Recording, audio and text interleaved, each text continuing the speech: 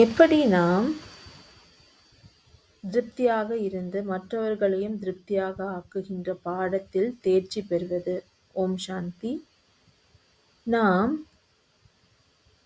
தொடர்பில் சம்பந்தங்களில் வரும்பொழுது அவர்கள் ஏன் நம்மீது அதிருப்தியாக இருக்கின்றார்கள் என்பதை நமது அனுபவத்தின் மூலம் தெரிந்து கொண்டு அதை மாற்றிக்கொள்ள வேண்டும்.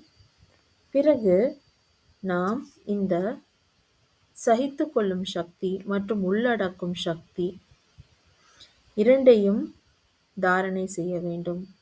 ஏனென்றால் இந்த சக்திகள் இருந்ததென்றால் அவர்களுக்கு நாம் காட்சியை காண்பிக்க முடியும். அதாவது அவர்களின் சரியில்லாத நடத்தை, வார்த்தை மற்றும்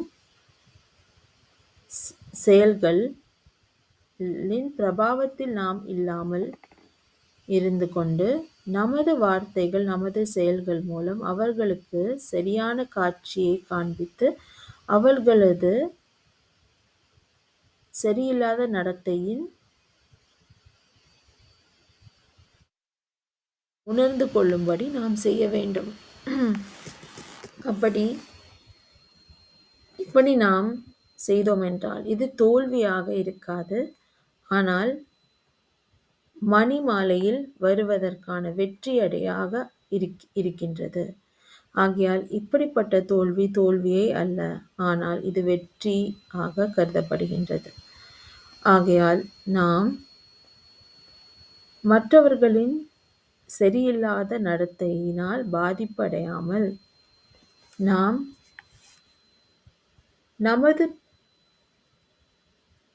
செயல்களினால் அவர்களை வசப்படுத்த வேண்டும். அவர்களின் சரியில்லாத நடத்தையை நாம் காண்பிக்க வேண்டும். இதற்காக நாம் சகித்து கொள்ளும் சக்தி மற்றும் உள்ளடக்கும் சக்தியை நமதாக ஆக்கிக்கொள்ள வேண்டும். ஓம் சாந்தி.